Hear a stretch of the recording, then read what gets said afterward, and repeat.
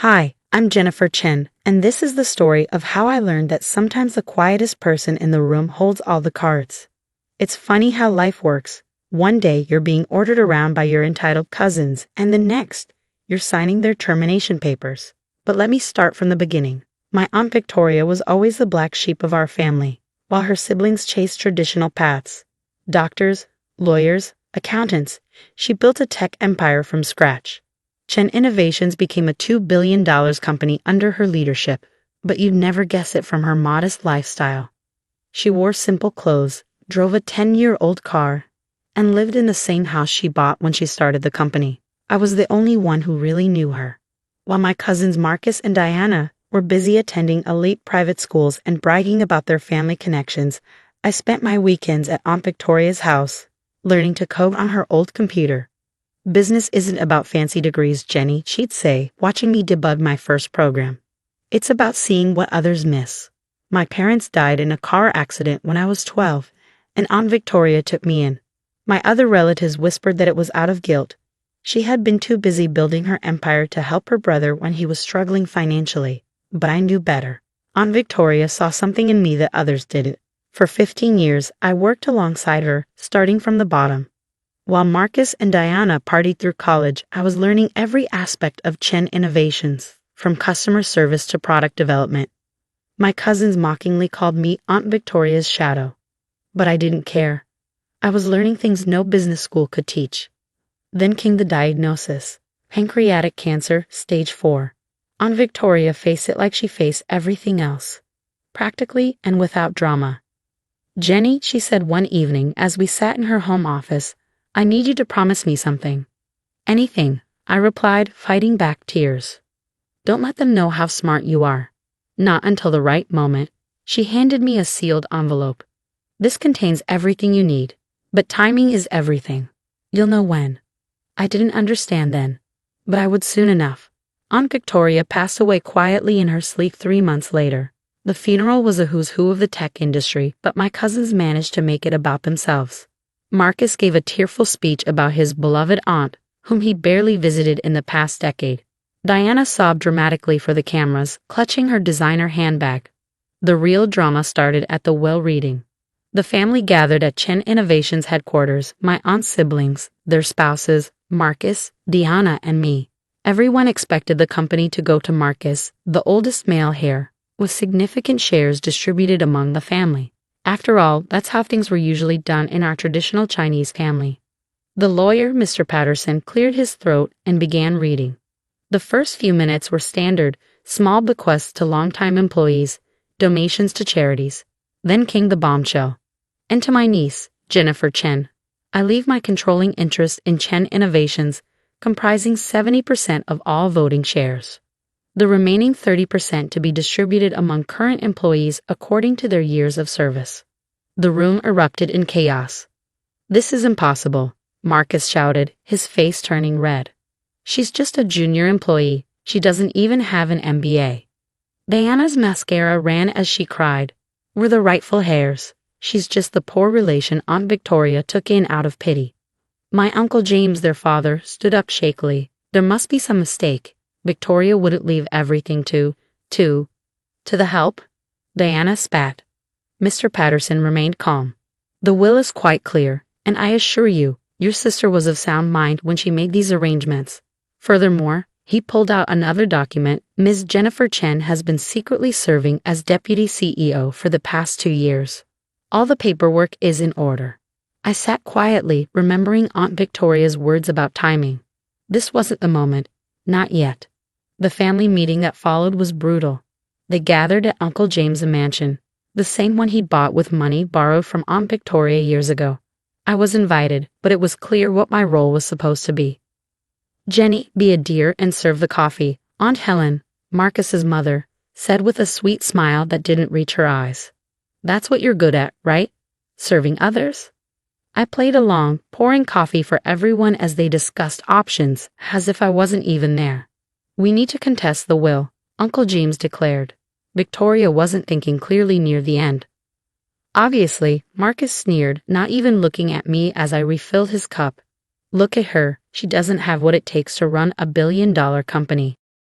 She's not even dressed properly. He had a point about my clothes.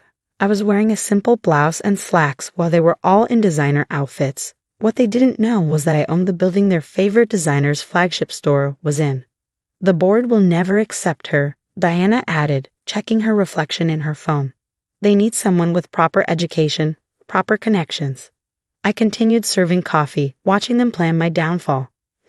They spent hours plotting legal challenges, board member contacts, media strategies. Not once did they actually address me directly. I was furniture to them, just like I've been all these years. Finally, Uncle James turned to me. Jenny, this can be easy or difficult. Sign over the shares to Marcus, and we'll give you a generous settlement. Enough to live comfortably. It's what's best for everyone. I looked at their expectant faces, the same people who had barely acknowledged my existence at family gatherings, who had mocked my close relationship with Aunt Victoria, who had called me the charity case behind my back. I'll think about it, I said softly, gathering the coffee cups. The board meeting is on Monday. I'll have my answer then. They smiled triumphantly, already celebrating their victory. Marcus even patted my head condescendingly. Good girl. I knew you'd see reason. As I left the mansion, I pulled out my phone and the envelope Aunt Victoria had given me. Inside were documents, passwords, and a letter. The time for hiding is over, she had written. Show them who you really are. I smiled as I sent a series of pre-prepared emails. Monday's board meeting would certainly be interesting. After all, what my dear cousins didn't know was that while they were busy being the public face of the family, I had spent 15 years becoming the backbone of Chen Innovations. Every major client contract had my name on it. Every successful product launched in the past 5 years had my code in it. Every key employee owed their position to my recommendations. They thought Monday's board meeting would be their triumph. They had no idea what was coming. Monday morning dawned bright and clear. I arrived at Chen Innovations headquarters at 6 a.m., 2 hours before the board meeting. The security guards nodded respectfully. They'd known who I really was for years. I heard Marcus and Diana had been calling board members all weekend, rallying support for their planned coup. Let them try. I changed into the outfit I prepared. Not the designer suits my cousins favored, but a perfectly tailored black dress that Aunt Victoria had given me for my last birthday. Power isn't about looking powerful, she'd said. It's about being powerful. At 7:45, I watched through my office window as Marcus and Diana arrived, both looking smug. They'd brought Uncle James and Aunt Helen too, probably for added pressure. They were all dressed like they were attending a fashion show rather than a board meeting. Time to greet the family, I whispered to myself, picking up the stack of folders I prepared. The boardroom was tense when I walked in. 12 board members sat around the massive table, with my family occupying one end. Marcus was already sitting in the CEO's chair, practicing his signature smirk. Jenny, Diana called out sweetly, be a dear and get us some coffee before you go. I smiled. Of course. But first, I pressed a button on the intercom. Sarah, please bring in the documents. My executive assistant, whom my cousins had always assumed was Aunt Victoria's, walked in with a cart of folders. I began distributing them personally to each board member. What's this? Marcus demanded, trying to snatch a folder from my hands. Patience, cousin, I said quietly, continuing my round. All will be clear in a moment. Once everyone had their folders, I walked to the head of the table. Marcus was still in the CEO's chair. You're in my seat, I said softly. He laughed. Come on, Jenny, we all know. Mr. Chen, I cut him off, my voice suddenly sharp. You are in my seat. Move. Something in my tone made him stand up, though he tried to play it off as humor. The board members were already reading their folders, and I could see their expressions changing. Ladies and gentlemen of the board, I began. In those folders you'll find several things. First, detailed reports of every major decision made at Chen Innovations over the past 5 years. You'll notice my signature on 90% of them. Yes, those decisions you attributed to others were actually mine. Marcus tried to interrupt, but I continued. You'll also find documentation of certain interesting financial transactions. Marcus, would you like to explain to the board why $2 million of company funds were diverted to cover your gambling debts last year? His face went white. That's confidential. Diana, I turned to my cousin, who was frantically flipping through her folder. Perhaps you'd like to tell everyone about the fake consulting firm you set up to build a company for services never rendered. You can't prove, she stammered. Oh, but I can. Aunt Victoria and I documented everything. We let it slide, hoping you'd learn, grow up, become responsible. We were wrong. Uncle James stood up, his face purple with rage.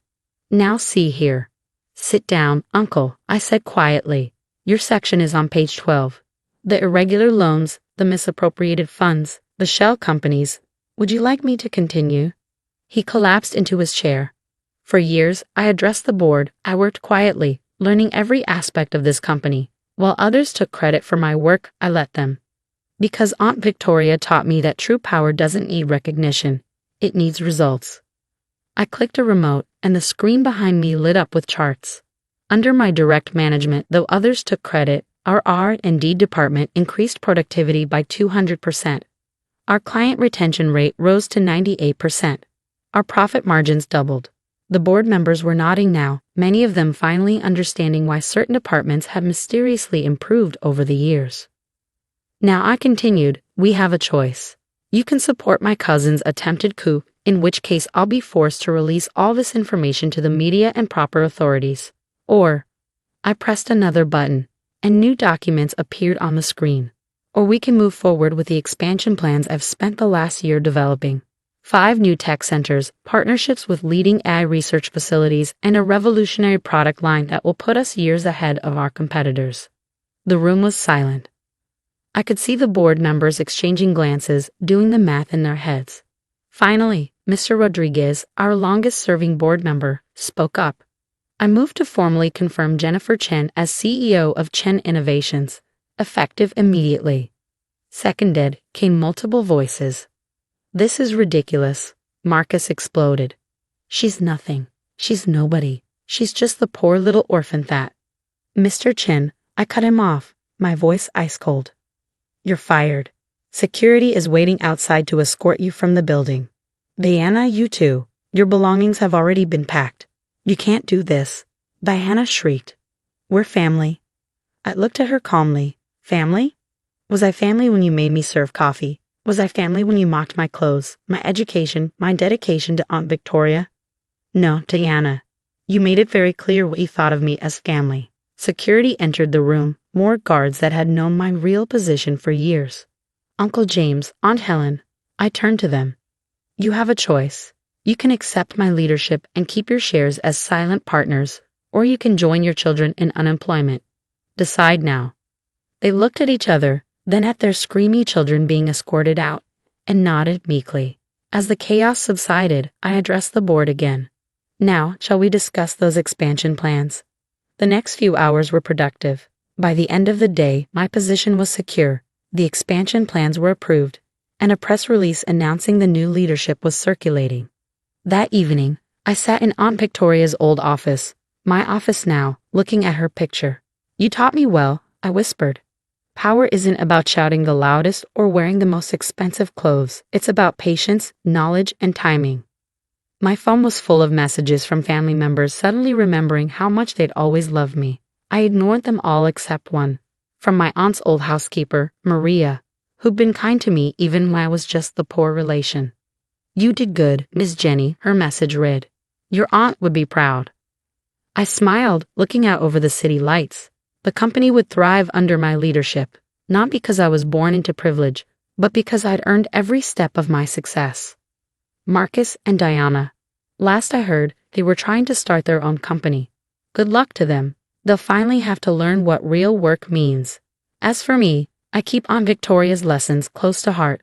Success isn't about being seen as powerful. It's about being powerful. And sometimes, the quietest person in the room is the one you should watch out for. After all, they might just